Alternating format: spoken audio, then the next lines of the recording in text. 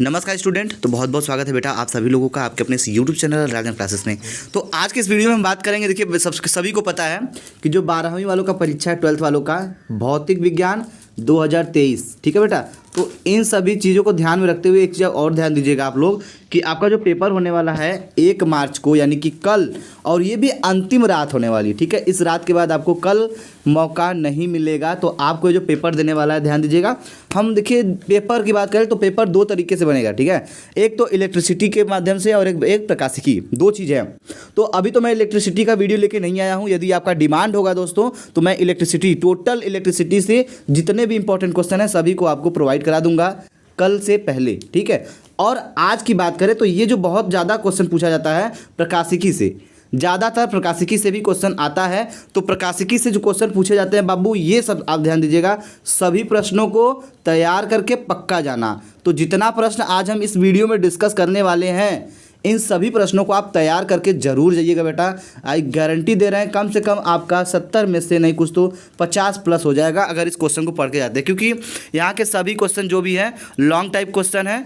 और अगर मान लीजिए 70 नंबर का तो 35 इस नंबर से और 35 इलेक्ट्रिसिटी से, ठीक है। यहाँ से भी क्वेश्चन पूछे जाएंगे। तो चलिए हम शुरू करते हैं बिना देर किए आज के इस वीडियो को। ये ध्यान दीजिएगा, बाकी तो आप समझ ही रहे होंगे क्या करना है, कैसे करना है। और ये देखिए जो क्वेश्चन दिया गया है ये लगातार, ठीक है, ये लगातार वर्षों में प्रश्न पूछा गया है, यानी कि ये प्रश्न पूछा जा चुका है। जितने ईयर का मैं दिखा रहा हूँ यहाँ पे 16, 17, 18, 19, 20, 21, 22 रिपीटेड क्वेश्चन है, किसी न किसी सेट में दौड़ता रहता है।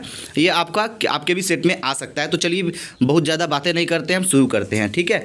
तो ये रहा बेटा पहला क्वेश्चन। देखिए क्वेश्चन में क्या बोला जा रहा है, पहले समझिए क्वेश्चन को, ठीक है। और आप यहाँ पर अंदाज़ा लगा सकते हैं कि ये क्वेश्चन कितना इंपॉर्टेंट। 14, 16, 17, 18, 19, 15, 18, 22 सोच लीजिए, कोई साल गैप नहीं है बेटा, ठीक है। लगातार है 14, 15, 16, 17, 18, 19, 20 को गैप करके 21 में तो पेपर हुआ नहीं था, 22 में, 23 में भी ये संभावित है। आगे बढ़ते हैं। देखिए बोला क्या जा रहा है, प्रकाश वैद्युत उत्सर्जन संबंधी आइंस्टीन की समीकरण 1/2 mv², ठीक है, max is equal to h v minus v zero की स्थापना कीजिए। ये फॉर्मूला है, ठीक है। इसको क्वांटम मॉडल के आधार पर प्रकाश वैद्युत प्रभाव की व्याख्या कीजिए तथा आइंस्टीन के प्रभाव प्रकाश वैद्युत समीकरण को व्युत्पादित कीजिए। जी हाँ बेटा, बहुत इंपॉर्टेंट क्वेश्चन है, आप इसको जरूर बना लीजिएगा क्योंकि ये क्वेश्चन सेलेक्टेड क्वेश्चन है। आगे बात करेंगे हम लोग। अगला क्वेश्चन जो है बेटा उसमें बोला जाए कि देखिए द्रव्य तरंगे क्या है। द्रव्य तरंगे क्या है, द्रव्य तरंगों की तरंगदैर्घ्य का सूत्र लिखिए।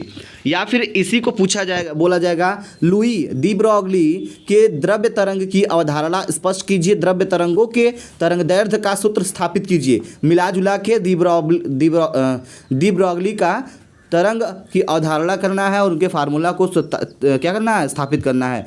अब देखिए ये क्वेश्चन का डिमांड देखिए दोस्तों कितना है, 16, ठीक है। देखिए यहाँ पे देखिए 16, 17, 18, 19, 20, 22। अब सोच लीजिए कितना इंपॉर्टेंट है। आगे चलने हम लोग, चलिए अगला क्वेश्चन देखते हैं। तो अगले क्वेश्चन में है क्या आपका, अगले क्वेश्चन में है प्रकाश वैद्युत प्रभाव के नियम लिखिए। तो प्रकाश वैद्युत प्रभाव का नियम क्या होता है, आप लोगों ने साल भर पढ़ा होगा तो आपको इतना ही पता होगा, क्योंकि ये टाइम है सिर्फ आपको इंपॉर्टेंट क्वेश्चन पढ़ने की, ठीक है। तो चलिए ये देखिए, ये जो क्वेश्चन दिया गया है यहाँ पे 2015, 2017, 2018, 2019, 2022 का सेलेक्टेड क्वेश्चन है। प्रकाश वैद्युत प्रभाव के नियम को लिखना है, ठीक है बेटा।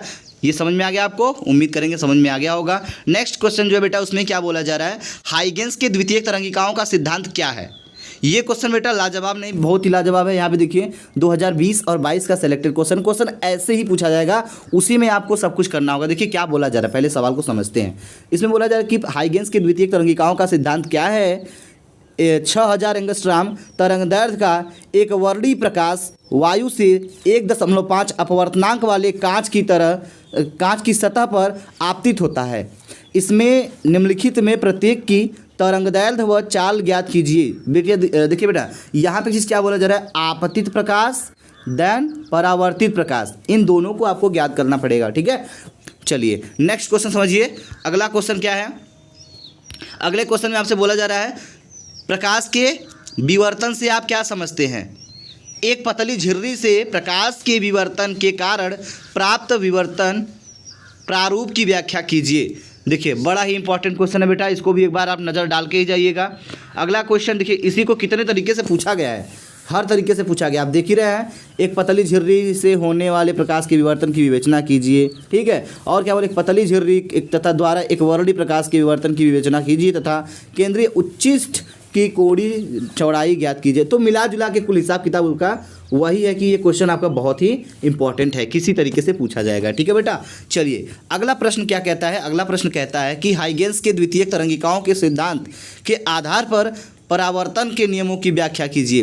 तो हाइगेंस के द्वितीयक तरंगिकाओं के सिद्धांत के आधार पर परावर्तन के नियमों की व्याख्या करनी है। बहुत ही सिंपल क्वेश्चन है और ये 5 नंबर में है बेटा। 5 नंबर में यदि क्वेश्चन है ये आपका, तो 5 नंबर में से आपको कितने साल पूछा गया है, 14, 22, 17, 19, 20, 22, 20, यानी कि कंटिन्यू ये भी सवाल लगभग रिपीटेड है।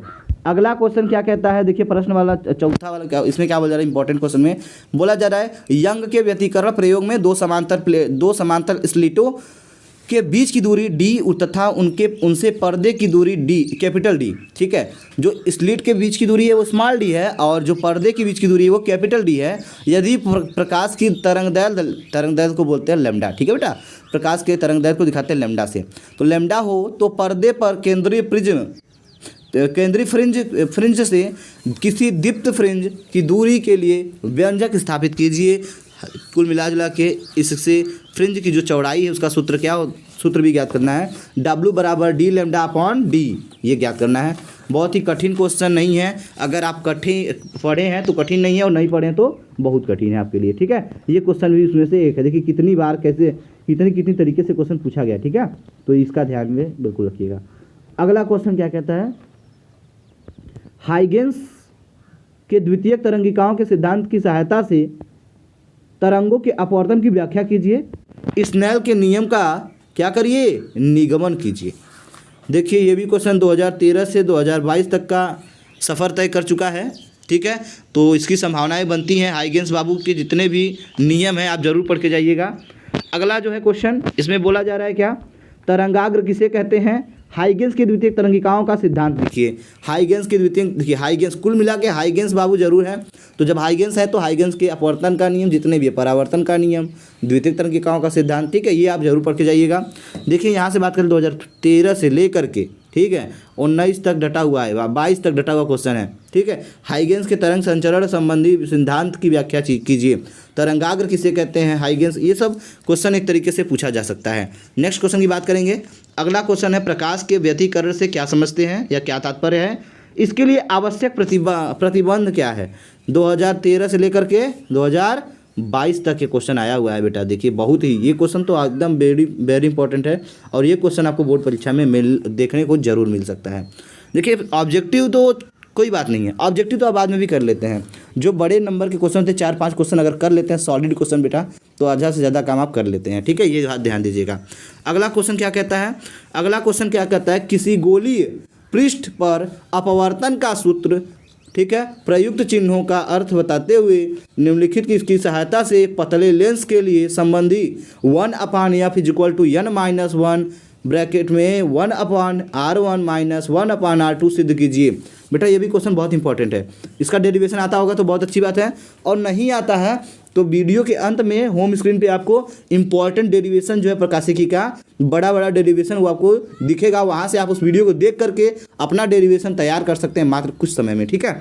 चलिए आगे देखिए अगला क्वेश्चन क्या कहता है, सॉरी इतना क्वेश्चन कंप्लीट है तो इतना मैंने क्वेश्चन दे दिया। अगर यदि आप डिमांड करते हैं सर ऐसे ही एक इलेक्ट्रिसिटी का वीडियो बना दीजिए, यानी कि विद्युत से रिलेटेड जितना भी क्वेश्चन चैप्टर 1 से लेकर चैप्टर 8 तक जितने भी चैप्टर हैं, ठीक है, सारे चैप्टर का भी मैं इंपॉर्टेंट क्वेश्चन आपको प्रोवाइड करा सकता हूं यदि आप कमेंट करते हैं तो, ठीक है। क्योंकि ये वीडियो मैंने प्रकाशिकी के लिए स्पेशली बनाया था, क्योंकि काफ़ी बच्चों को डाउट होता है कि सर प्रकाशिकी में क्या आएगा, क्योंकि पहला तो सब पढ़ लेते हैं, ठीक है, लेकिन प्रकाशिकी में डाउट होता है तो कौन सा आएगा कौन सा नहीं आएगा, इसलिए मैंने इस वीडियो को बना दिया, ठीक है।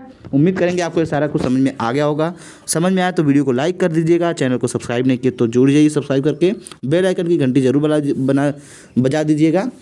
और एक बात ध्यान दीजिएगा, जो कल बोर्ड परीक्षा की कॉपी आएगी सबसे पहले हम आपको सॉल्यूशन प्रोवाइड कराएंगे, ठीक है। यदि आप सॉल्यूशन को सबसे पहले देखना चाहते हैं तो हमारे चैनल से जरूर जुड़े रहिएगा।